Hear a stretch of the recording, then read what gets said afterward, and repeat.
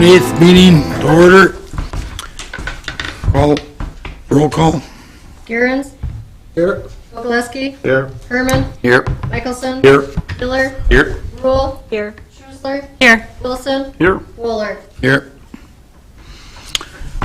Okay, approval of the May 11th minutes. Any additions, corrections? Motion to approve. Second. All in favor, say aye. Aye. Opposed? Okay. Citizens, get right into the park business. Discuss, recommend 5-year CIP program. Ray? Yep, I will, I'll kick it off, and in your package, you should have received the 5-year CIP, which is 2016 through 2020. Before we get into that, I just wanted to touch on the 2015 projects. If you don't recall which projects we had approved and which ones we're working on currently, I'm sure that between Chad's report and mine, we'll touch on them a little bit more, but just to give you an idea, in 2015, we had the South Park restroom facility, and that we're looking at demolishing after the summer season is done, and coming forward with a design for a new restroom facility there. We'll start construction later this fall into the winter, and hopefully early next spring we'll have a new facility there. Ray, I want to talk about that a little bit, or do you want me to wait till you're done going through all of this? Oh, go ahead. I rented a shelter this year. That's the first time in years I rented one. And if it wasn't for a cancellation, I wouldn't have been able to rent one. So I was thinking maybe we could have some board discussion about why we're doing that, why we're redoing that bathroom at South Park, adding a shelter onto it. We can. My biggest concern of that is parking right now is an issue. So if we're adding another shelter and adding a lot more parking or needing more parking, especially with the inclusive playground opening, it's really going to be strapped for parking. The second issue, which we've already seen, is at Menominee Park when we put the new restroom facility up and added a shelter on there. If people are renting the Kiwanis shelter, going over to the restrooms, we've had people saying, don't come walking through our party to use the restrooms. So we can talk about it and have that discussion, but those are some of my concerns. And I'm not saying we do what we did down in Menominee, not to that scale, but I think to add a shelter and some electricity there is worth talking about. Okay. On a smaller scale, not... It's maybe something similar to what we're doing at Stevens Park, potentially. Perhaps, yeah. Okay, we'll want to have that discussion. Well, if it's that small, it ain't gonna be worth renting. Well, I disagree. Trish, do we ever not have these things rented for a weekend? They're the smaller ones, not so much. I've had some empty ones over the weekend, but like this weekend, I have nothing available. Okay. But the smaller ones don't rent them. I mean, if you're gonna rent one, why rent a 5-stooler, put it that way? I don't know. But what I'm saying is, maybe like a 4 picnic tables or something like that. I think it's a need. We don't have to decide that right now. Well, but we are entering into an agreement with the architect because we're going to start design work in the next couple of weeks. So, yeah, we can talk about it as part of this discussion because it's CIP. I guess my biggest concern is the parking. If we add another rentable shelter, and what we would do is if we did something similar to Stevens Park, I think we're looking at maybe a biggest group of 25, probably having 4 picnic tables there. We can have that discussion, and I guess we can work on, as we're working on the designs with HGM, is who we're going to be working with. Maybe we can have 2 options, and we can have some time to look at it. is that fair? Is that a fair ask? I think so. I can check with Ron to make sure that, Okay. Because we haven't signed an agreement with him yet. We're just working on that currently. Okay. But I would expect by the time our next meeting is, we'll be into that phase already, so. Okay. Any other board members have an opinion either way, or you want to? Go back to the start. So the existing restrooms being torn down, Correct. and the new one, where's that going? I don't have the master plan in front of me. In the That's existing, self-plan. same spot. Same spot. Correct. And then, then that's the discussion. We're not talking about, isn't there going to be a little one built eventually closer to the playgrounds there? When That's in we, the master plan anyways. well into the future, I would say when the basketball court moves, Okay. the intent was to potentially put a smaller facility there. So take down the existing restroom and put up one similar, I don't know, is it gonna be similar in No, size? it's or gonna be much smaller. Much smaller? Yeah, Okay. so, And you'd like to see it with the add, the little add-on, I would. like we were seeing in some of the parks? Okay. Right. And I don't think we have to go to the kitchen facility or anything, but I think if we put electricity in there, put lighting in there, and just 4 picnic tables, you know. And your concern, Ray, is the parking, because of so much all happening in that small area there. yeah, because when you look at, the inclusive playground is going to be a big draw.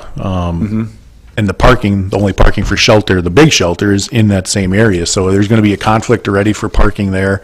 Shelter 2, a lot of people park there. There's some limited parking in the driveway coming up to Shelter 2, which is the small enclosed one between the big shelter and the restrooms. And I don't have the master plan in front of me, South Park, but other shelters, eventually, in the master plan, it shows the one closer to Ohio Street, right, there's one Right, over that way. right, in the And was corner. there any other ones, or not? Keeping the big main shelter, Keeping the main shelter, remodeling that one, putting the smaller, I think it was just a restroom facility with a small shade structure near the inclusive playground when the basketball court gets moved. Parking is part of the master plan along Georgia where you come in. There's the large green space to the north of the entry roadway is looked at as all parking. okay. So there is, there's the potential down the road that there would be additional parking there. So it's, we could look at it now and know that, parking's gonna be an issue until we get that large parking lot in there. And that's where we pulled the ball diamond out, right? On that green space there? No, that's where the basketball court would go. Right, right. The parking would be it would be just to the west of Okay. the shelter one. Okay. In that green space. So, let me check with HGM as we're starting to work on it, and maybe we'll bring 2 proposals forward and see what Ron thinks is, if it still would be within our budget, and I think it will be, just depending on any demolition costs and so forth. But I think that's the way we should look at it, and gives us some time all to think about pros and cons over the next month or two then too. Sorry for ambushing you. No, that's fine. I was there this weekend and, so. No, I like the shelters wherever we can, because I think we can use more, but I think we need to look at, how it's gonna affect the whole park use also, so. What is the shelter run? The one in Menominee Park was about $265. The one in Stevens Park, I think, is just under 2. I want to say 185-ish. That's that smaller one. That's the smaller one that'll accommodate like 4 picnic tables. The thing with those is a lot of utilities had to be extended to there, where some of these utilities are there. And so it's just working with them. Yeah, Stevens Park had a pretty long run on some of those utilities, so it's coming from a distance. Okay, well, we can look into that. Thanks, Ray. Yep. So we have South Park restrooms. Again, schedule is we're looking to demolish those early part of fall. Hopefully having those opened up before next summer. Everything going well.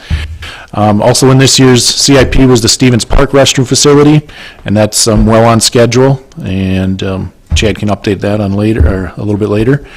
The William Steiger path, essentially the path going from the Wisconsin Street Bridge to the Senior Center. We're currently working with some different options on how to get that work completed. There's one of the parking lots at the Senior Center that is going to be reconstructed later this year, and a concrete walkway and a patio put around the Senior Center. So what we might look to do is coordinate it with that work, as long as there's a paving crew and so forth down there. We might be able to bid it out as an alternate as part of that project. So we're hoping that'll be completed later this fall as well. 24th Avenue restroom facility. We are just getting contracts to go out on that one. The facility has pretty much been gutted, and we have awarded a contract to a firm to come in and update it just like we did at the Lakefly and Abe Rochland restroom, so it'll be more efficient as well as ADA compliant. And we're also putting a pitched roof on that facility so that it doesn't have the flat roof on there. Cemetery roads, we've got an allotment of $25,000 for Bill to take care of some of the cemetery roads.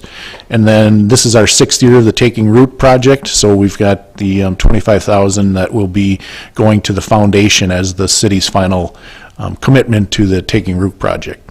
So those are the CIP projects that we're working on this year. Yes, Bill? Wasn't there something about the maintenance shed at At the Lakeshore Golf Course? Per direction of the city manager and our finance director, because the golf course is an enterprise fund. They do not want to see us funding projects out of borrowed CIP funds for the Lake Shore. Essentially, they should be operating as a business, supporting their own operations and their own growth and so forth. So that's why as you go through the CIP, you'll no longer see the golf course projects in there. So, and we were informed of that last budget season essentially as well. All right, so if you want, we'll move into 2016. What I'd like to do out of the discussion, I don't want to get us bogged down too much on 2017 to 2020. We can hit on those, but I think 2016 is the big one. I was just explaining to Chairman Wohler that I did go through, and I'm sorry we printed these so small, we'll have to increase the print size next time, but I can hardly read it. I did kind of prioritize, in my eyes, the list going for 2016, and we can have some discussion if there's things that you want to move around. But I know that the city manager as well as the common council appreciate us giving them a prioritized list from the Parks Board. They're actually looking to do that a little more formally through the departments and through some of the boards and commissions, so we're encouraged to continue to do this exercise. So I'll go through each project, and then we can look at if there's anything that we want to change around. Ray, on number 2 and number 7, the design services for South Park and Rainbow, where does that fall into the master plans? Yep, how about if we go through each one individually, and I'll hit on those as we go through them. So I'll start on the top, and then if there's questions on any of these, I'll address those. Okay. Is that okay? The first one is Menominee Park, Little Oshkosh update. What we're looking at is we've had a number of meetings with Southwest Rotary Club members. If you recall, back in 1997, I believe it was, when Little Oshkosh was originally constructed, Southwest Rotary was really the driving force behind that project. Obviously, there was community involvement on a community build. We have been working on trying to do some Band-Aid maintenance improvements there, but that, again, that facility is going to be 20 years old soon, and any playground equipment that is in our system, typically once it hits that 15 to 20 year range is when we are looking to replace it because of safety standards changing, the equipment being worn. So what we're looking at here, it would be essentially a complete demolition of Little Oshkosh, except for the head of, what is it, what's the head out there? I know what you mean, the big wooden melon. The big, yeah. Because that would be way too hard to duplicate. But what we're looking to do is we'd go through the same process of having a consultant come in, and there's certain pieces that we can replicate using composite material, so it's, give you an idea, kind of like a Trex-like material. So it's a material that should last 25 to 30 years easily, reduce the maintenance on us, and it's material that these firms are now using quite a bit to lessen the maintenance load. Not only that, but we'd look at doing a complete poured-in-place rubber surfacing, so accessibility would be improved. And we've talked with the firm that we probably or most likely work with, and what we would do is, again, have ramping going all the way up to the tallest point, so people in wheelchairs or walkers would be able to get from ground level up to the highest point instead of having steps or transition points. So back to our discussion with Little Oshkosh and the Community Foundation. What I'm recommending is that the city contribute $100,000 toward the project. We're looking at probably a project that's going to cost between $400,000 and $500,000. So we've already had this discussion with Southwest Rotary. The foundation is aware that we'd be seeking their assistance to do the fundraising and some outreach for us. And to be honest, I think Southwest Rotary is pretty fired up to do this. I know our police department is, because with the sight lines down at Little Oshkosh currently, there's a lot of things that go on there that the police can't see. The new designs are more seamless. You'd be able to see through there better. And like I said, what we can do is work with the architect or the contractor so we can replicate a lot of some of the things that the community would like to see. So it would still be Little Oshkosh, but it would be a new Little Oshkosh. So we know it's going to be a change for people because it's a well-used facility and there's a lot of sentimentality for Little Oshkosh, but it is time. We've just had a safety audit. Back in April, we hired a firm to come in and do that.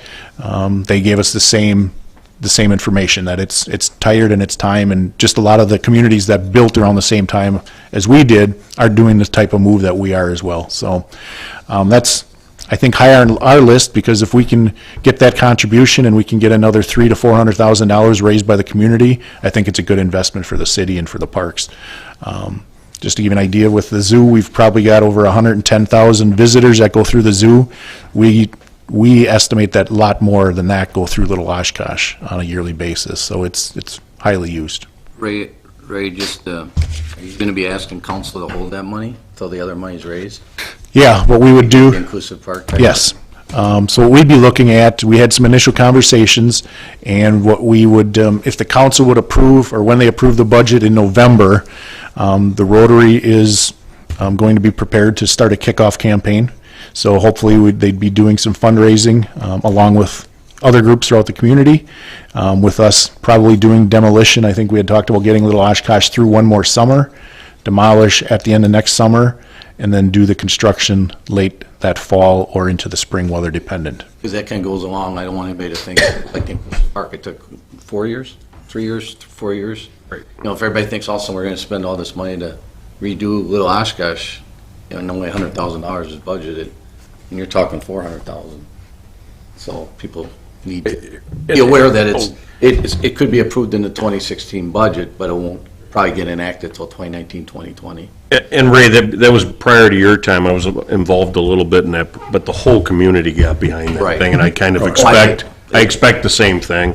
Yeah, we're not looking to do a community build. There has not been an interest by the Rotary and Okay. staff to do that. We would hire it out. And What I meant is I think you're going to find a lot of community support for it. so- Financial support. Right, exactly. Yeah, this time around, I think that's what you're looking Right. at, is more of a financial than an organization. Yes. Right. Build it. Yep. And again, I think we've got a broader support of the community for this going forward already, that I'm optimistic that it could happen fairly quickly. Well, But- I think most of you have been on the Parks Board, obviously, but, you know, this is something council's been really pushing hard in my 5 years in council, is to get these private-public partnerships going, because we just can't continue to fund these No out of question our about it. budget, you know. No question about it. So, that's why it's very important to be united on these projects, because the community gets behind them much better. Yep. Any other questions on Little Oshkosh at all? Otherwise, I'm going to move on. Design services for South Park Lagoon improvements. This one, Bill, as you had asked, it fits into the South Park plan. I was asked to sit down with James Robbie, from our engineering stormwater management department, and James has money from the stormwater utility. He has from the 2014 CIP, I believe, about $250,000 to start some design services as far as what improvements could be done to the lagoons. So James asked, because there's going to be some park improvements associated with that project, that the city and the Parks Board look at contributing towards the design services, and we felt $50,000 on our end would help get that engineering done. So what it would do is come up with an engineering firm to take a look at what we need to do to not only help with water quality and water quantity through that area, but also some of the park improvements we talked about in the master plan. So shoreline stabilization, whether it's the riprap, natural plantings, grass, those things are all be talked about and discussed going through the process. The stepper stone fishing platforms, if you want to call them those. So they'll be taking a look at our master plan during the engineering phase, and they would come up then with some cost estimates that would, the project may be anticipated for 2017 then. According to James, he's going to be requesting money from the Stormwater Utility Fund to get the project rolling in 2017. I did not put anything in ours because I think he may have a large enough sum in his to get us rolling. Once we get through the engineering portion, we'll know what some of the park improvement costs might be, and then we may have to come back and insert those into the 2017 CIP. That was my concern on both of these. You know, we're gonna, get a design service, but we're not really gonna do this till 10 years out or something like that. And I don't wanna see that. I wanna see that progression. If we're gonna have the design, we should be within 1 or 2 years of going forward with it. And it is, I believe, and I don't want to speak for James, but I believe in our meeting, he was looking at about a $2 million earmark for 2017 from wastewater, or from stormwater utility funds. So until we know exactly what the project comes in at and what ones would be considered park improvements that we can help fund, that's when we would come back and say we need to insert something into the 2017. Okay? So that one I feel needs to be ranked high because James is ready to go. He's got some engineering dollars that he's ready to go tomorrow if possible, so I think we need to assist in that one. The next one is the Red Arrow Park restrooms update. What we're looking to do here is essentially what we've been doing, 24th Avenue, Lakefly, and A. Rochland, essentially gut them out and make them more efficient as well as handicap accessible. And what we're finding is obviously Red Arrow is probably the heaviest used ball diamond complex that we have. I would even say higher than REITs at times throughout the summer, but it's used by OYB, YMCA, and other groups, and we have had a number of concerns brought to our attention of the conditions of that facility, and it goes back to our master plan, where the top thing we heard about from people was our restroom facilities really need to be upgraded, so. Ray, how does that tie in with, I know we don't touch that parking lot because of what we're afraid is underneath there, are we gonna do the parking lot and everything all at one time, or? Oh, this would just be the restrooms. Okay. We've had this, the city working through our transit and transportation division. We have a parking lot study done, and it was just updated recently. It looks at every city parking lot, including parks, police, everyone throughout the city, and prioritizes which one should be done. We're looking at that one and what it ultimately may cost, and that keeps going down the list because there are environmental concerns. My concern is that, we got this brand-new, nice-looking bathroom facility, and then we've got that, it's by far the worst parking lot in the city at Red Arrow. So, I mean, my concern is aesthetically, it's lipstick on a pig, and I mean, the parking lot will hold up if we can keep Band-Aiding it. We recently did 2 years ago, I think, with our streets division, we did some minor improvements as long as we don't go down into the substrate. Okay. So it's one of those where we know the ball diamonds are going to be there for years yet, as much as the light poles and everything else are sinking. This facility needs to be done. Right. But the parking lot will be a bigger challenge, and we're looking into some of those unknown costs down the road. Okay, all right, But this would be strictly the restrooms. okay. Will the restrooms, the updates, will they go with the stainless stuff again, or are they gonna go porcelain? It'll be the porcelain, correct? Whatever we did at Abe Rochland and Lakefly is pretty much consistent with what we've been doing. They look very nice. Those look really nice. Yeah, 'cause I was up Absolutely. with Nina on that, one center, that little park they got right there, and they have porcelain in there, and it really looks nice compared to the stainless, Yeah. that they. Being the prison potties? There you go, what you pay. And how would you know? Yeah. Toured it. Oh, just checking. Next one, Menominee Park Tennis Courts reconstruction and lighting. This is one part of the park, or the Menominee Park Master Plan. We have been looking at it with a consultant who's given us a rough estimate on what it would cost to reconstruct the courts. Chad, you may know this better, but what groups all use those courts? I know there's a number of high schools and the rec department. Can you just give an idea on it? As far as the specifics, the whole school district, so numerous schools and grade schools, parochial schools, all utilize different parts of it. Oshkosh Rec Department has summer programs down there. It is a wide range, even the community neighborhood associations that are now getting more involved with it too, so. How much, do they generate any revenue with tennis courts? No. Okay, so the schools don't pay anything, rec department, Rec department's part of the school, and we have an intergovernmental agreement, I would say, with the school districts that we don't charge them and they don't charge us. I mean, we'll have, some of their staff will help out maintaining the ball diamonds throughout the parks. We do the ball diamonds for the softball commission. So it's, I would say, an intergovernmental agreement that we don't charge back and forth for those services. We don't charge for lights or anything, and the light bill on that course is really good on that tennis court. We're looking at replacing the lighting with new lighting as part of the I mean, it's reconstruction. on and it stays on and nobody shuts it off. If there's nobody there, it's still on. But if If you on a take timer? It's on a timer. Yeah, you take a look at the cost of the lights for that tennis court, it's a lot of money, more than the ball diamonds. Really? I wonder what that time is. And it was years ago, and I'm talking Well, 10 timer's years set ago to go already on it and was. off at a certain time, but we can talk when we put new lights in, there's gotta be, I know they've got push button controllers, if you don't push it within 30 minutes or whatever, it goes off, so as we get into the new lighting, we can look at something more efficient and more customer friendly as well. But that one, we felt was pretty high on our list, just based on the heavy use down there. Tech Miller Park restrooms, again, with the new play equipment down there and the ball diamond that is used mainly for practices, but we've worked with the neighborhood association and they have talked to us about updating the restroom facilities there. Tech Miller Park lighting, these are some of those old fiberglass light poles again that are in the city, and we're trying to do at least one park a year, so Tech Miller, as long as we're in there doing some other improvements, we'd like to take care of the lighting as well. Rainbow Park Design Services for the launch. Bill, you brought this one up. If you take a look at 2017, on the top of the list would be Rainbow Park launch improvements. So we do the engineering next year, and then the project would potentially follow in 2017 then.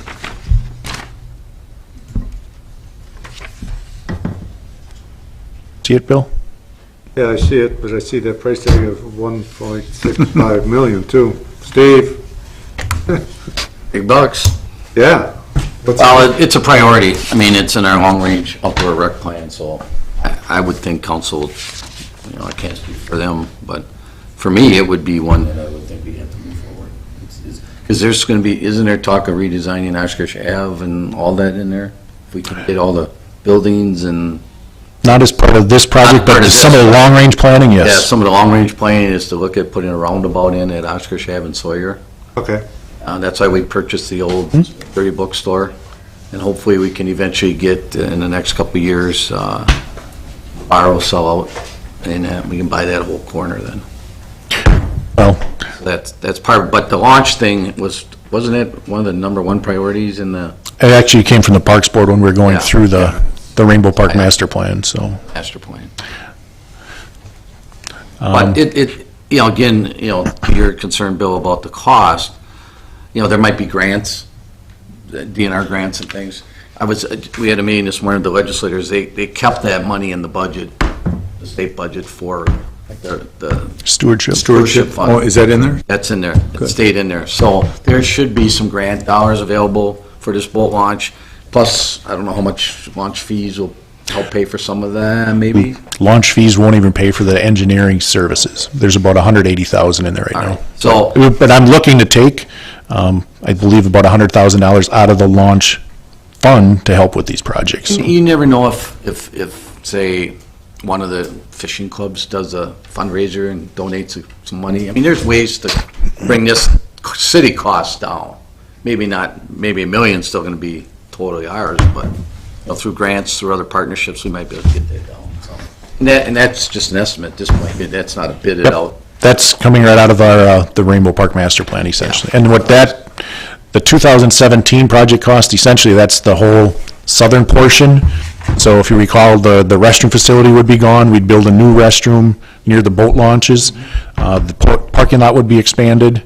I think there was a little shelter going up closer to Oshkosh Ave. I'd have to look at what was all included in that. So it's not just parking lot, it is a restroom facility to replace the shelter. And then I think a year down the road, we're looking at, up on the north end, building a new shelter that would possibly help the golf course with storage. 2017, Number 2. Okay, so I put them both in there, knowing that we're losing a shelter, we may want to build that shelter right away. I think we had bumped it up last year potentially.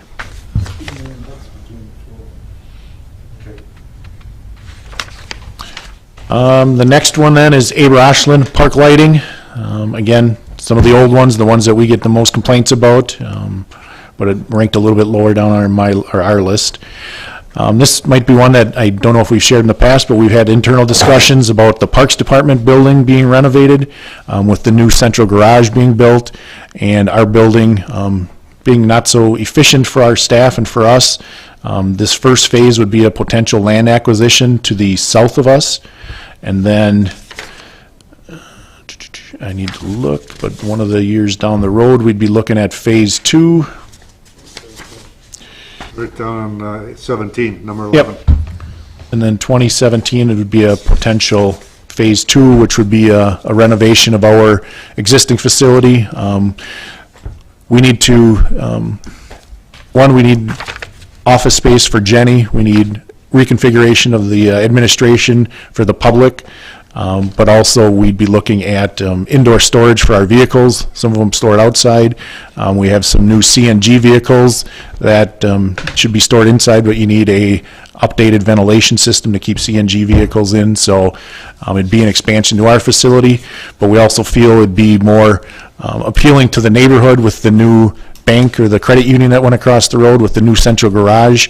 And the council members that have been touring our facilities for the last 4 to 5 years, we've been already telling them, with the new central garage being an update, we really think that our facility needs to be on the radar for an update as well. So we'll see if it remains in the budget, but at this point, that's what we're planning for.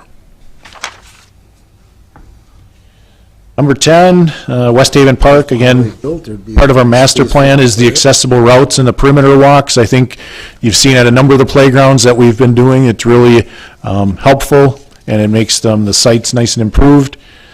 And then the final one is the continuation of taking root funding, although the city but the city committed back in 2010 for 6 years of funding the Taking Root project.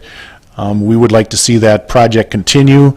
The funds essentially go into a fund at the foundation that helps us with beautification projects, tree plantings throughout the city, but it also helps to pay for a staff member through the forestry division as well. So we are looking at requesting to continue that funding through the 5-year CIP at this point, because Bill has a continuing list of open places to park or to plant trees. And so we're looking to recommend that at this point.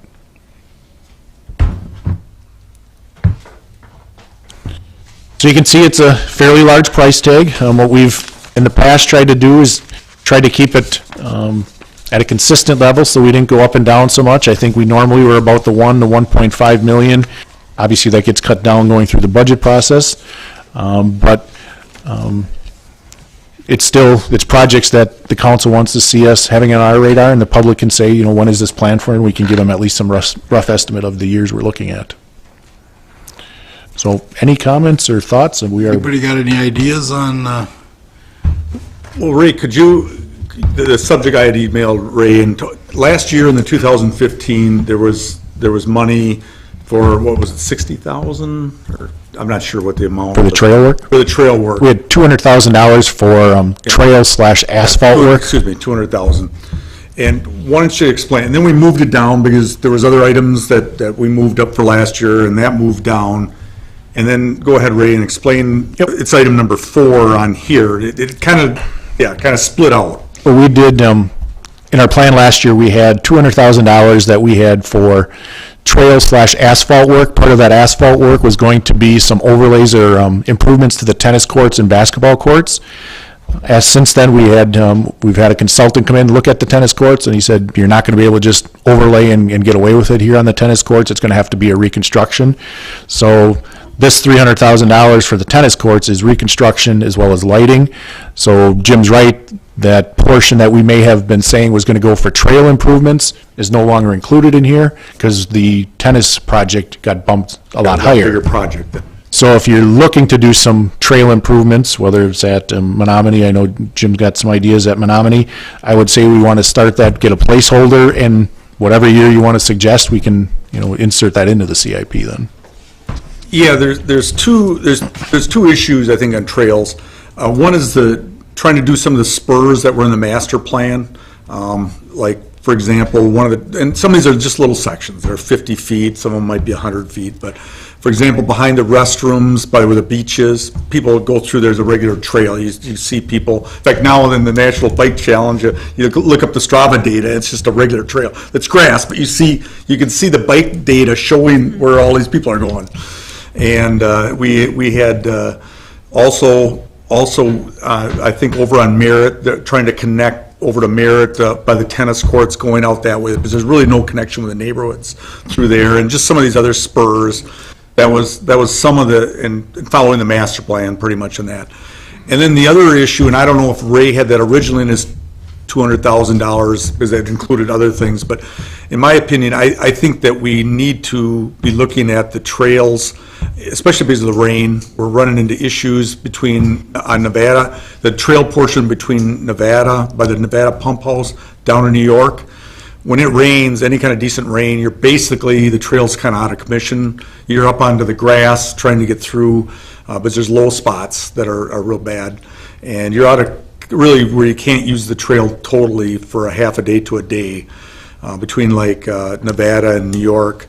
And then the section between New York and the pump house is underwater sometimes too. So if those would be replacements, and I think those need to be addressed. The rest of the trail is great. When it rains, the drainage is good, but those two areas they were the first ones done, I believe, in our system. They're one of the earlier ones, and they've kind of deteriorated where it's more water problems. The actual going on them is okay, but the drainage issues and how they've kind of deteriorated into where it's not totally flat anymore. So I don't know if that was in there for 2015, it didn't happen, so I don't know if we want to try to put it in 2016, put it as one of the higher items in 2017. I don't know how the rest of the board It was feels. approved for 2015, correct?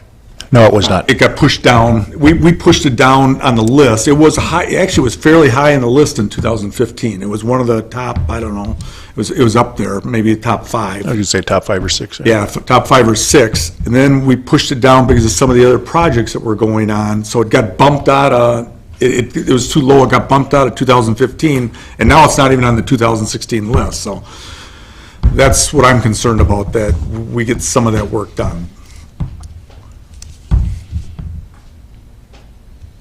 So I guess the question is, with the number of projects we have in 2016, if we're going to put the path work in here, I would think we'd want to try to remove something because, or prioritize if it's higher, and then bump that project, or as Jim said, maybe just put a placeholder in 2017 at this point as trail improvements in Menominee Park. What's the cost for trail improvements? Well, we don't know, I mean, that's the thing. It's all gonna I don't depend. think it's for numbers at this point in time. But I suggested if we put a $50,000 placeholder in there, until we get into looking at the sections that Jim's talking about, know the length, and if we're gonna widen the trail, potential that we can do some in-house. We've been working with our streets division to try to do some more in-house work when they have the opportunity. So it's all kind of hit and miss right now, but it's at least a placeholder until we get closer to this time next year. Would this tie in with what Goodrow and myself and you were talking about? Not in Menominee Park. I think he's looking for, something substantial, so. Depends, again, if there's a fundraising effort, we could throw it out there, here's another opportunity for them to help out. Right. So it might, if that's the case, then if the funding comes available sooner, then we could look at getting it done. He's looking specifically for trails, so. Yeah, I'd just like to see it, I said it was fairly high on the list in 2015, didn't happen, and now all of a sudden, we're not even on the list at all anywhere, so I'd just like to make sure we don't lose it and that we, try to get it in there. So, Is there anything in 2016 that you think could be removed? why don't we? I'm talking to you, Jim. You're the one who Okay. wants to push this trail.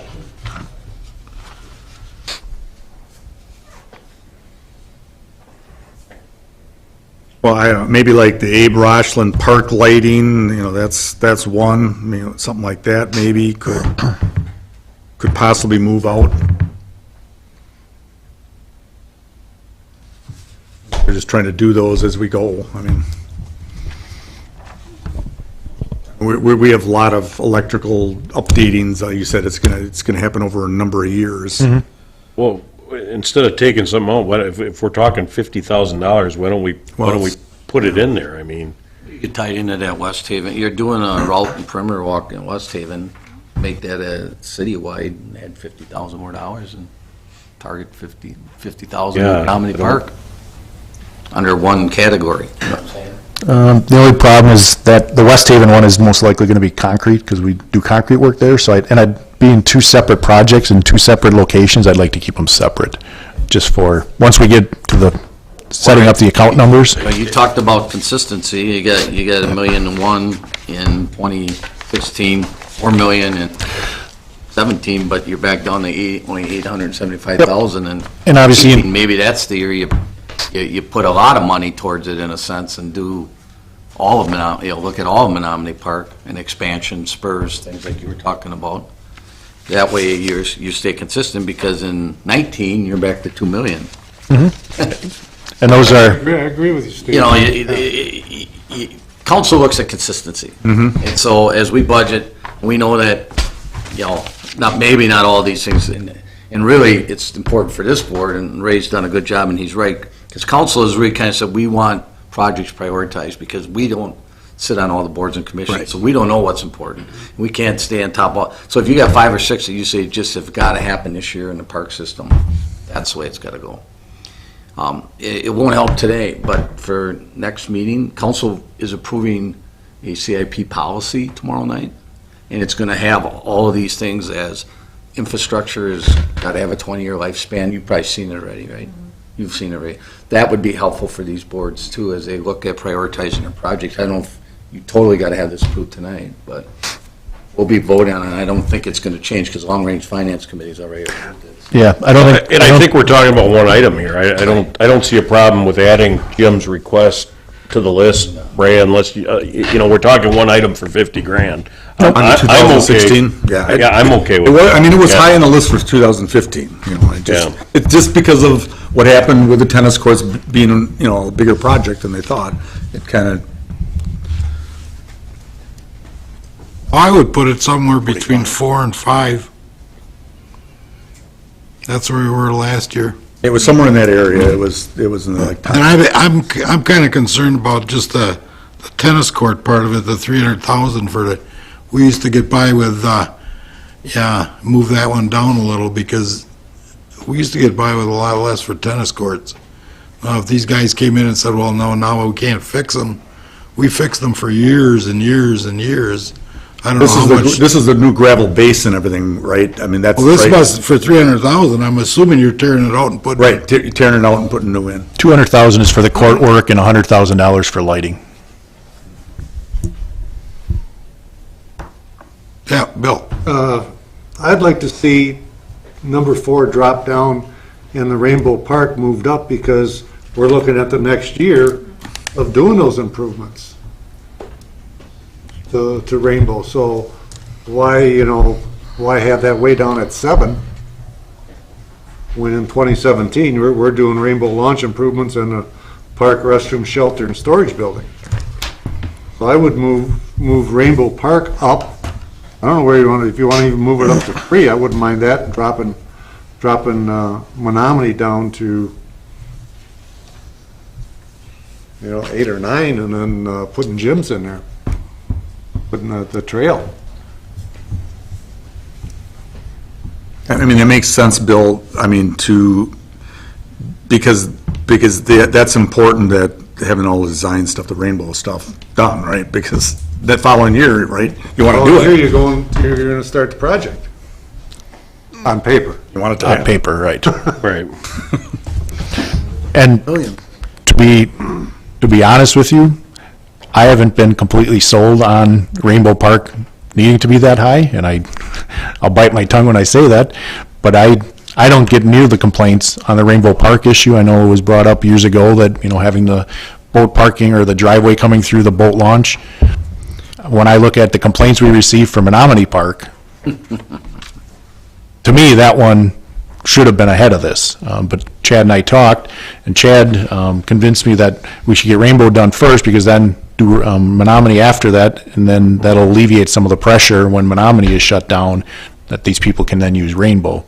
So Are we getting some funding too from the state on this rainbow thing? I thought there was some, we would have to apply for it. We had the possibility of having funding, I believe, last year or 2 years ago, through some money that was allocated for the Riverwalk, but then had to be used for a launch facility. But because the project wasn't ready to go, we had to turn down those grant funds. But as Steve said, there might be potential for other grant funding out there. right, and I think that's what we're looking at. I think that, granted, it's an unknown, but typically there are some state funds there for this stuff. Correct. Okay. I guess I want to caution you not to drop Menominee Park tennis courts too far down. We do get a number of complaints on that because the school districts do use them. It's their home courts, and they're in pretty bad condition. And the longer we push it off, the worse it gets. So I guess if you're going to put, the rainbow design, bump that up to, Bill, you had talked about maybe 3, and maybe if Jim wants to put the pathwork in there, maybe put that before Tech Miller Park restrooms, would be my opinion. I think Tech Miller could slide down as much as we'd like to get them done for the neighborhood. It's not as heavily used as some of these other projects we're talking about. Okay, so So make number 3 would be your Rainbow Park design.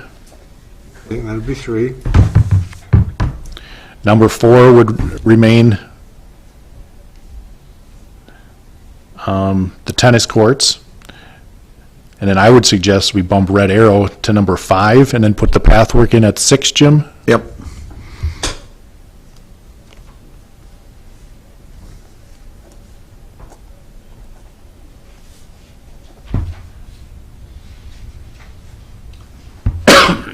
And essentially it would remain the same going down the It list. would be 7 and 8. Yep. How about taking root funding? That probably shouldn't be on the bottom, 'cause we probably need to keep that going. But we do that every year regardless. That's the same don't we, Bill? spot every Yeah. year. I mean, It doesn't matter if it's on the bottom? no, Well- it gets funded every year. Council's gonna approve, in their past history, right, they've been pretty Well, good. they've approved it up. Foundation for 6 years, we're only in, what, the 4th? No, this year's our Last 6th. year. So Yeah. we've always put it on the bottom because we knew it had to be funded. Right. Now it doesn't have to be funded. Well, yeah, but have we talked to the foundation? Do they have money available in that program? There is still money there, but, they are working on building endowment for it as well as part of this. We need to stay with our commitment of 25,000, right? Well, after this year, we'll have met that original commitment, but what we're recommending is that we continue it because we do feel it's a very valuable program for long-term. Oh, yeah, it's the best way to do that. And, it works out quite well, so, Yeah. for 25,000, we think it's a good investment, and then plus with the ability to build endowment through the course of this too for the future, it'll allow other projects going into perpetuity. So could we run him up to 9? Who? Taking root? We could, but I don't think we have to. I think it's gonna matter. I don't think it's gonna matter. The council's either gonna want trees or they aren't gonna want trees, and I'm pretty sure they're gonna vote to have the trees. They want that banner for Tree City. Yeah, It's gonna happen. So then we just run down It's an important piece. Rochlin at 9, 10 for the parks, 11 for West Haven, and 12 for taking root? Sounds good. Not knowing your budget all that well, Ray, does taking root really have to be a CIP? That'd be an operation, a kind of an operations thing every year. It's something that really is consistently needs to be done anyways. The city has to replace trees. We have to replace, we have to have a program in place, right? you know what they used to put in there before you were on the council? About $500 a year.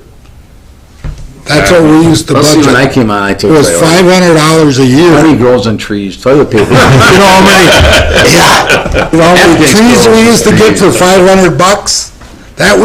I'm not. I know, it's a very low priority, but I think again, I don't know that $25,000 of this type of thing, I don't know. It's a question for Trina. It may be one of those, and I don't want to speak for her, but maybe when she talks about having cash outlay for some of the CIP, that might be one of these items. I can't see it going in our forestry budget because it would be No, I'm kicked not out of saying our it could be forestry out of the budget. forestry budget, but just in general, because usually CIP, that's the thing that has been a change in the last year is we try to not, we don't want to put things in CIP that are kind of like continuous things. No, but these, if you think about a tree's going to last 20 to 25 plus years. Yeah, I know that, but I'm hopefully. just saying, these are bonding, we have to borrow money for these things. I'm thinking tree replacement and things is kind of doing business as a city in that park. I agree with you. It's been a hard sell, though. I've been here 11 years, and the fund has been at $3,000 every year. And All right. when you hold the operational budgets to zero, that's one of the first things that gets Well, it bumped. could stay here. I'm just thinking down the line, the concern of all the other projects, that I would look at this as just, we really need to continue this as a city / council, because we're Tree City USA, we have a program, we have a partnership in place with the foundation.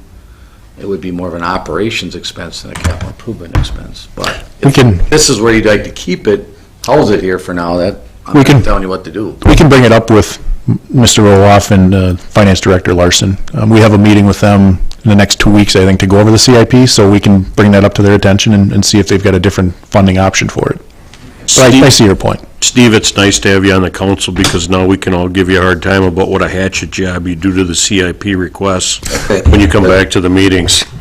I'm broad shoulders. Okay, so are we in agreement on priorities then? Trish, you wanna You want to read? go through them again? Want me to do it, Trish, and you can write them down? Right, yep. Menominee Park, Little Oshkosh is 1. Design services for South Park, 2. Design services for Rainbow is 3. Tennis courts is 4. Red Arrow Park restrooms is 5. Paths at Menominee is 6 for $50,000. Tech Miller Park restroom 7. Tech Miller Park lighting 8. A Roshland lighting 9. Parks renovation 10. West Haven 11, taking Route 12.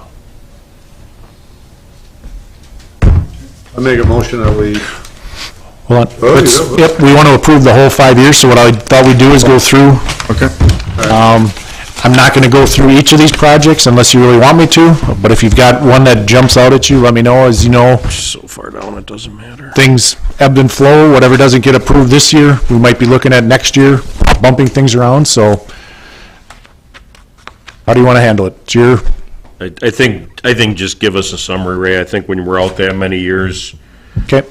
it doesn't matter. And I don't mean to belittle your work, it's just, No. we I know don't it's think gonna anything change 10 past more next times. year is going to make a difference anyway. We're going to be adding on to next year's, just like we added on to this year's. Well, and just to give you an idea how we put this together as far as staff goes, we look at the court plan that we did when we first got here. We had high priority projects, medium and low. What we've tried to do is get all those high priority projects into the CIP, and that's what we've continued to do. We're now getting into some of those medium projects as we get into 19 and 20, but we've also now had to incorporate Rainbow Park Master Plan, South Park Master Plan, and Menominee Park Master Plan, so we're trying to pull all that information into here. So that's kind of how we do it, as well as dealing with issues that we know are out there as concerns. I just have a general question. Does the Menominee Park Zoo then get rolled into the Menominee Park Master Plan, now that that was kind of approved as a one-off? No, but that's a good question. If you'll take a look at 20, I think it's 2020, I put a place marker in there. Menominee, the Zoo Master Plan, when that was approved by the council, the obvious question was funding, and we've worked with the Herrenbergs to do some upgrades in there with their donation annually. But we know that with the master plan, there are some large projects in there. The mayor's part of the Zoo Society, and when I had a meeting with him recently, he said he would like to see some kind of a placeholder in for some of these projects in the Zoo Master Plan. We had a meeting with, again, the staff from the foundation, gave them an idea on some of the projects that are coming through the city potentially, including Menominee Park and some of those other areas. And they suggested anything at the zoo get pushed a couple of years down, just based on the number of capital campaigns they're aware of in the community. So essentially, to answer your question, CIP will cover a portion of some of the improvements, but we're going to be looking at public partnerships on a lot of those projects as well, because the zoo master plan was about a $13 or a $14 million plan. So, short, we're looking at something in the future, but based on other projects out in the community, we're being told you might want to hold off fundraising for those for a couple of years. Okay, Does that help? yes. Okay. I'm glad you brought it up, though, because it was something we just actually put in recently. Just wanted to touch, and Councilmember Herman did, but the big blip for next year is obviously there's 2 projects in there that is about $3.6 million, so that's the jump that we'd be looking at, on whether or not the Parks Department building goes forward, as well as the Rainbow Park master plan improvements. Otherwise, like I said, we've tried to do the best we could to keep it on an even keel. If you take a look at 2019, that's when we'd be looking at potential Menominee Park improvements, which would include the Reeds complex as well as the whole parking lot, to alleviate some of the parking concerns that we know very well exist down there.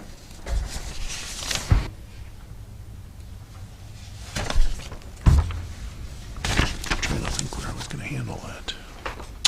Comments?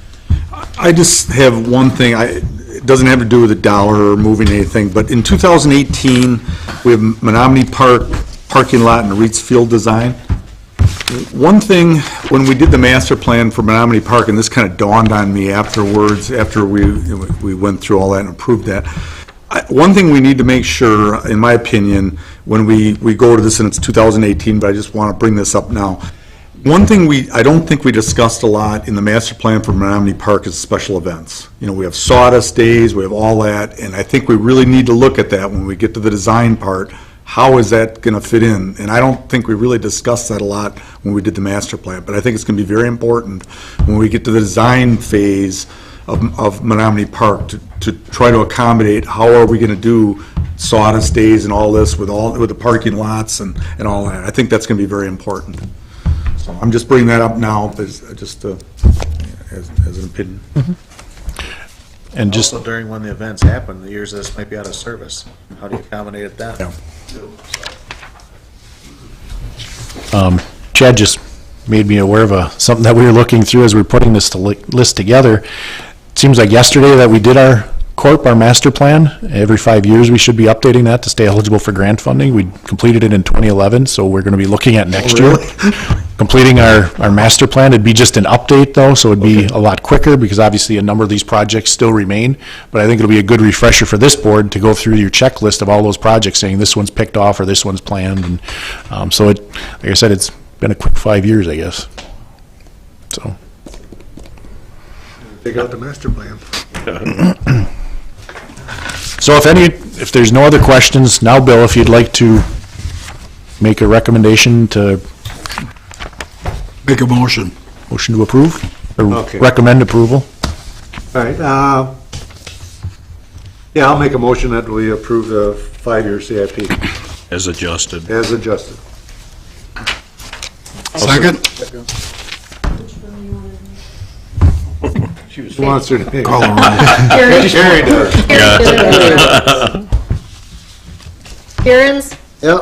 Wogaleski, Yes. Herman, Aye. Michelson. Aye. Miller, Aye. Rule, Aye. Schussler, Aye. Wilson, Aye. Wooler. Hey. Okay. No parking rules for Seward Trail.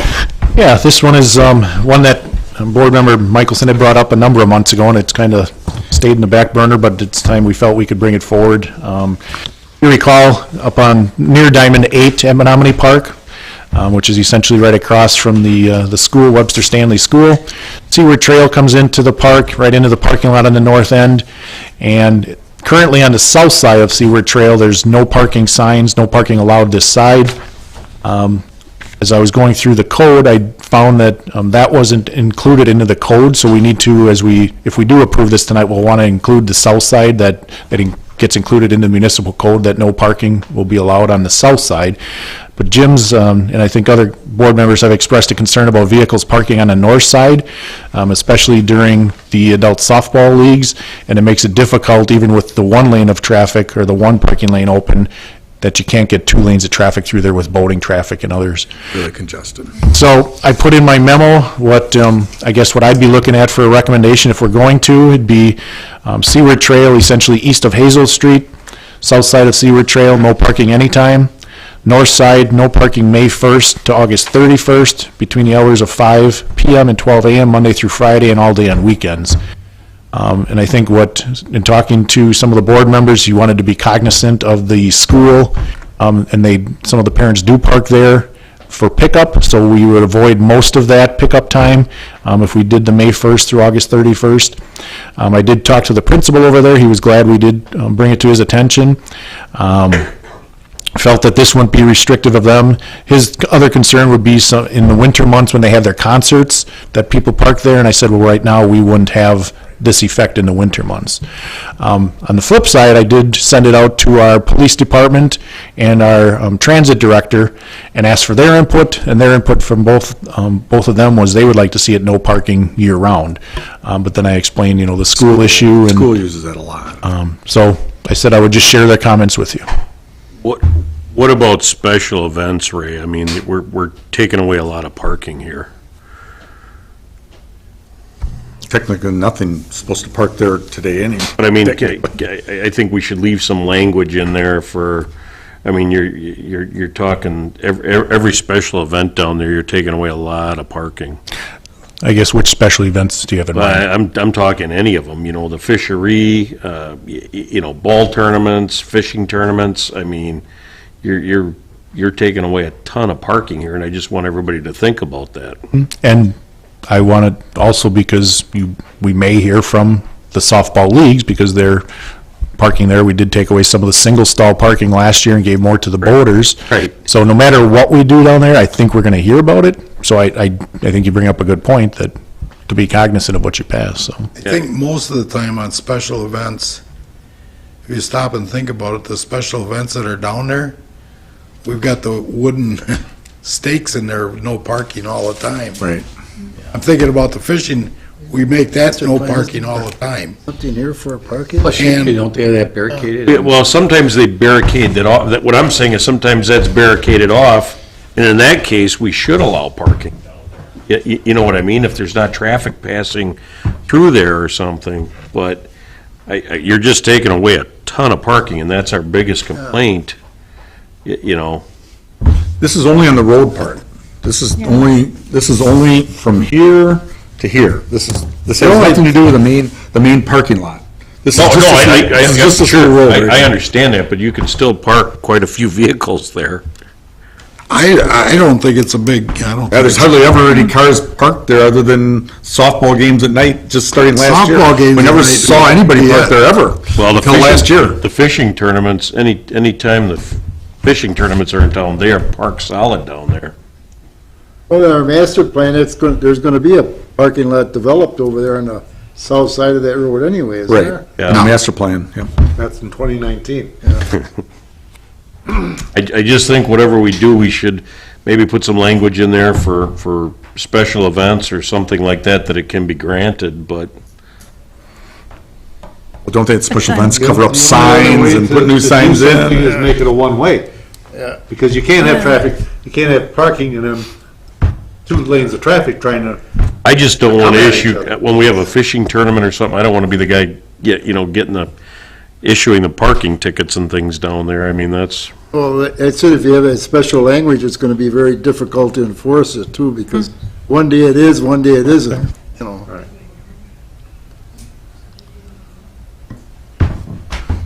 Chad just informed me, when a special event comes through the staff committee, the Special Events Review Committee, they can make a request to have that waived, the no parking in that area. okay. So if it comes through, they can make their request through city staff, and then it would be addressed that way. So I'm glad I you was brought gonna that up. say, we stop parking all through the park on special events, so it's not a big deal. We can put it on, we can put it anywhere we want on special events, like he said, or we can take it off. So your concern can be addressed. Okay. Yep. Perfect. Thanks, Chad. I think it's really good to accommodate the school, because they use that, that's a lot of parents are picking their kids up there, and that's why it's important, the hours that they're later like that, after 5 o'clock and all that. That way we're working with the school, Webster Stanley, to try to accommodate what they do, where it's not interfering with them so much.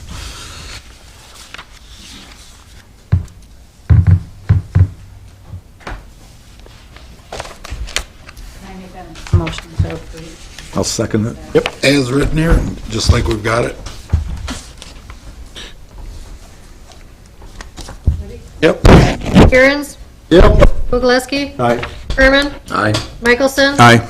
Miller, Aye. Rule, Aye. Schussler, Aye. Wilson, Aye. Wooler. And just real quickly, when we had this discussion internally at staff, Steve, I don't know if you're on parking utility or traffic advisory. The question Yes, became, both. does it have to go through your committees? And we said no, because it's not a public street, it's a park street. So city manager Roloff essentially said it's the Parks Board decision where the signs and restrictions would be, so, because it's not considered a It public needs to go street. through them. Yep. So it'll go to the common council then from here. Because the parking utility, I don't think has any of your parking lots. Yep. Director's report. Well, I had a fairly long list tonight because Jenny's not here, so I'm covering some for her, so I'll make it brief. Top of the list, the inclusive playground. If you weren't able to make it on Friday night, we had an awesome turnout. Hundreds of people were there. I think the project turned out very nice, a lot of great compliments. The fencing that's currently up there was meant to essentially keep the kids out until the grand opening, but we also just reseeded or put new seed and soil down, so we didn't want to have them going through if it did rain and trapping mud all over. But over the weekend, the fence is just about completely down, so we're going to be taking the fence down. The committee is currently working on their second phase of fundraising for a picket fence that'll go around there. And if you haven't seen them, it's the picket fence, or a composite material that you can have names and symbols engraved into. So if you want to purchase one, let me know and I can get you in touch with the correct people, and we'll be working with them throughout the summer to continue that.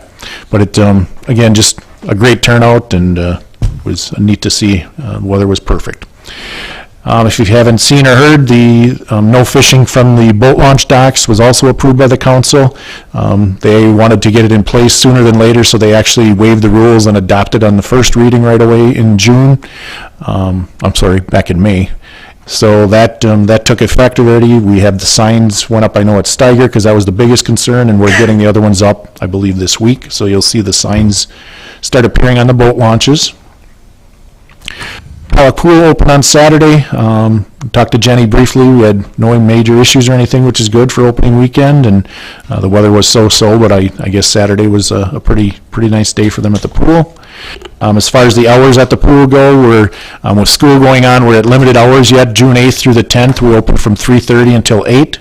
Starting June 11th through the closing day, which is August 23rd, we're open from noon until 8 p.m. I'll pass this around. Terry, you want one? Here's a copy of the Tuesday night concert series. Verve Credit Union is, again, the sponsor for this to keep it free for the community. Like to see more people down there, and we're doing some advertising. There's a variety of bands, so you can take a look at that Tuesday nights.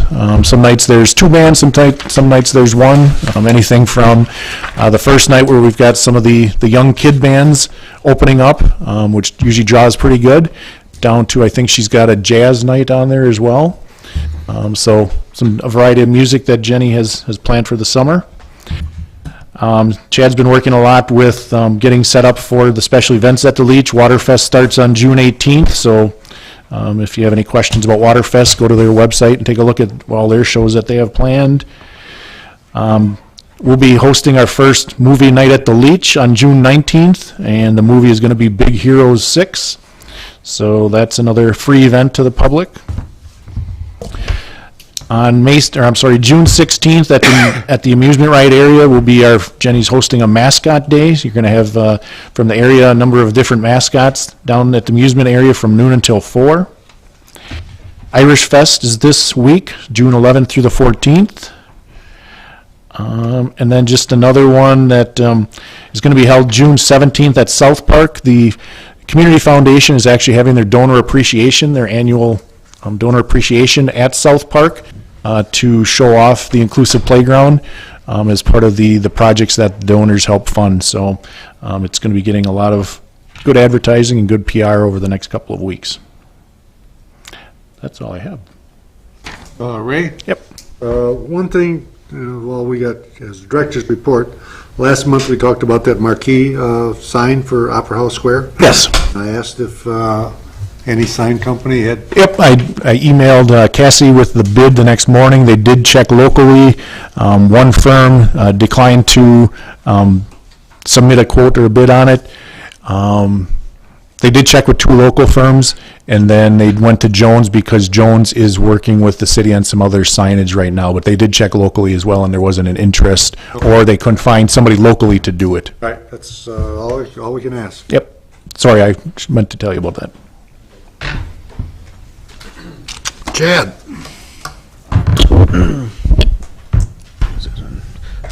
Going through some updates for the, not to be redundant of what we talked through the CIP, but currently Stevens Park, the restrooms coming along real nice. If you haven't been down there, all the footings are in. They started the stick build here, the blocks down there, so they're a couple weeks ahead of schedule, and that's very good. It's nice to see that project taking place from there.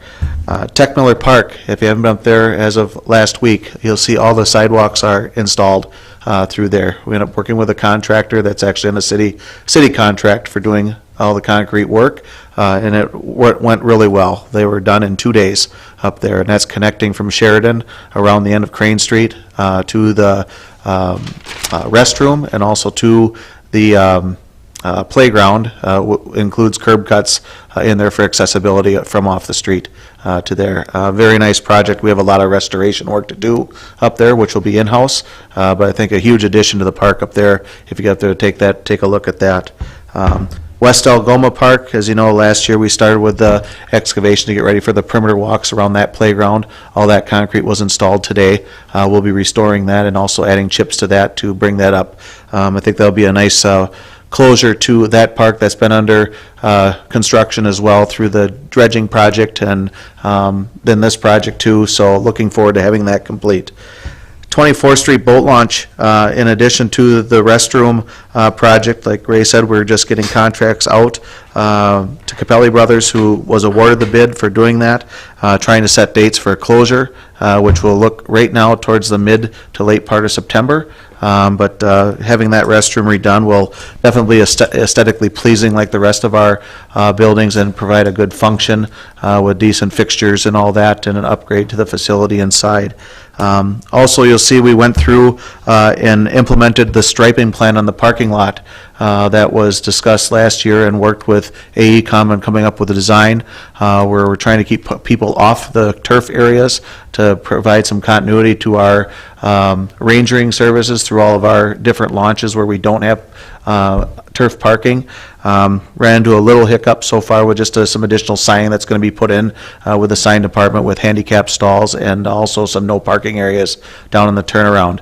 But it was nice to have great cooperation with all the departments between the sign, streets, engineering, ourselves, just working to get this completed in a timely fashion within a day. So that turned out well. In regards to the leach, if you haven't been down to the Riverside parking lot, that is now open. What a huge addition to that area and improvement-wise. If a little trimming to work to do around there and waiting for the grass to go, which has got a great start right now, but I know the goal was always have it open before Irish Fest started, and they definitely met that goal. But very nice to see the area look decent and be functional compared to how the old parking lot was. In addition to the leach, Bill's and I's crews have been working diligently to work on the improvements of the grounds aesthetically down there, and it's been a very good project for us all and seeing results of what's been down there. But between the mulching, the tree trimming that took place, the facility cleanup, we just got the parking stripe down there for both lots for that. I think setting off a good tune where we're going with our maintenance staff this year. We do have a lot of painting projects down there to complete as well to stay up with that facility. But happy to see that's off and running here, getting into the event season. Royal Park Perimeter Walk, that'll be the next one we work on in-house, just like we did with West Algoma, but we'll be working with the concrete for there. I've also gone through where South Park, we added 300 yards of chips down there last week prior to the inclusive playground opening to get that up to speed. Just ended up putting 300 in Fugelberg, or actually 200 today and another 100 going in tomorrow to get that up to speed. A lot of money and chips we're spending on these playgrounds, and the big thing is that in all the improvements we're doing, whether it be Stevens Park, Tech Miller, West Algoma, we're trying to shrink the size of the use zones that are there so we don't expend much here in the long run. So that's a big part of what's happening there. The pool, as Ray mentioned, a lot of good success over there with our crews and getting things together, from landscape-wise to operational. That facility's getting better and better every year for startup-wise and tear-down. And I think the other thing that Jenny, I know, is proud of is getting the Reed's concession stand, the interior painted. We're working on that this week as we speak to get that rolling. So good things are happening.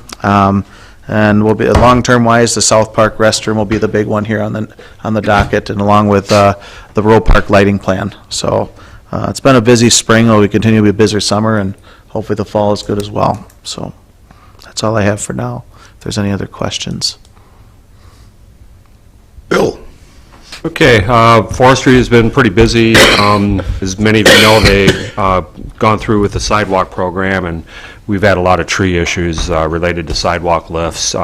Primarily, many of them were ash, so where we have issues with some of the trees, we have been removing them just to alleviate any future problems with sidewalk lifts, and many of the ash, since they're so big, they're almost not cost effective to treat anyway. So we've been busy trying to stay ahead of the concrete contractors on that work. The George Washington project is well underway. The crew began excavation of the garden bed this morning, and we should be pretty close to having the landscape installed this week, as long as the weather stays good. So that's starting to look quite nice. Most of the seating is done. We have the flagpole slated to be installed sometime fairly shortly as well. So that's all starting to come together down there. We completed all of our flower bed installation last week, so everything is planted, and we're working on keeping everything alive. And then I just wanted to mention, we received an email from Jim regarding the status of the shoreline planting up at on Millers Bay at Ames Point, and we did receive an email from Justin Mitchell regarding the status of that. Justin and his group have been did some work earlier in the spring. They transplanted about 200 of the cup plants that were at issue, and then also some of the larger plants that were 5 to 6 feet. They removed a lot of that plant material this spring and moved it to the new, some of it to the Menominee Park pump station area, and then also donated about 60 of those plants to the Oshkosh Garden Club and Growing Oshkosh. So, and also Sheldon Nature Center. So they found homes for some of those plants that were at issue. They are also planning another work day for the end of June, so that they're continue to monitor the area for any of those plants that were in the 5 to 6 foot range, and we'll flag those and probably cut them back initially and then flag them for removal again at a later time. So they've been actively working on that project. They have signed an adopt a garden or adopt a plot agreement with us. So they've been working quite hard. They had about 30 volunteers, I think, on the earlier project this spring, and then they'll have another one that's probably going to be well attended to later this month. So just to kind of address some of what Jim noticed out there, I wanted to make you all aware that that group is actively working on that area and communicating with us on the status of what they're doing. If anybody has any questions, I'd be happy to entertain those. Yeah, I do. So I was out there before I sent you the email. I mean, a lot of the plants out there they're around the 3 foot or even higher. I mean, so they just keep on growing. I mean, they were they were around 2.5 feet. Now many of them are around 3 feet, even over 3 feet. So I mean, back from our minutes from last fall when we discussed the whole project, we're over and above the height that many of the board members had said. So I wonder what's the action, what's the plan that's going to happen?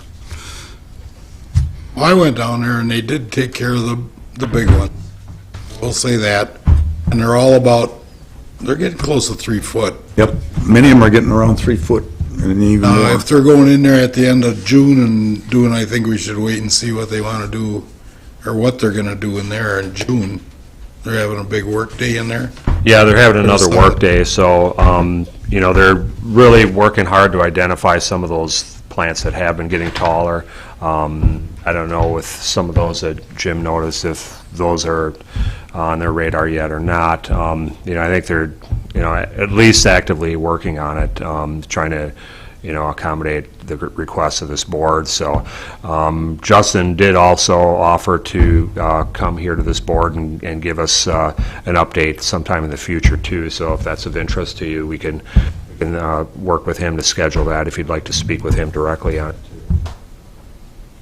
Well, I think that Justin's got to look at our minutes from that meeting, and we definitely said, 2 to 3 feet. That was it. That's where, and I agree. I mean, but they did take care of the big ones, I will say that. And it looks, Right. And they're getting close to 3 foot, but we'll see how it goes. It looks better than it did, I'll say that. Yes, I was down there a couple times. And Yeah. it does look better, but. But it is starting to get higher in that. Right. And there are a few of them are gonna get higher, but I mean, that's the way it's gonna be. But if they have a work thing planned for the end of June, we'll see how they do with it then, and if they can cut them back a little or whatever, and go from there. Yeah, what I've noticed is where they have the problem ones, the cup plant, prairie dock, and the rosin weed, they have been, tying ribbon on it so that it's easier for them to identify in the, future work days to get those moved. So they've got a system going there, so, I'm thinking that they're obviously looking at the problem ones and getting those alleviated. Yeah, I think you're right. Let's give it a month after their next work Yeah, day, and I we mean, can have them come in and give us an update and address any questions or concerns. Because it really got bad last year. I mean, it was a lot of, I'll say it was a lot of work for them to get it down to this far. At least they're trying, because before it was just overgrowing. So I would, in my opinion, I think we can just see what happens when they have their work day and that, and I know they are trying to do something anyway. Anything else? I just had one other question for Bill. Do we, on the Riverwalk between like Jackson Street and Wisconsin, do we do some of the plantings, some of the flowers through there? I saw a city truck, Parks truck in there. Between like behind the apartments and those condos on the river? Between the apartments in there, those are the condos. Oh. They do all the flower planting, the annual Okay. plantings. Oh, okay. We maintain the area between Marion Road and the Riverwalk section, and then also behind the bench areas. Oh, okay, so Yeah. that, they were in there doing that, okay. I was just curious what we Yeah, did there's and a what little the strip part, that yeah, that we made. what we did and what, okay. All right, thanks. Now, there's condos down there and there's apartments also? Well, I'm not sure what they are. Condos, whatever they I don't may know get. what they are. I'm not sure either. Okay, So- they're both. And the apartments you gotta be certain income level, right? I don't know, Jim. Percentage, it's 15%. They didn't do a full WIDA, so it's not all low-income apartment. Oh, okay, so I was gonna say, if we got low-income apartments, why are we putting boat docks in? They can afford boats. It's smaller boats. Real small boats. Good point, though. Anything else? Make a motion to adjourn. Second? All in favor, say aye. Aye. Opposed? All right, thank you.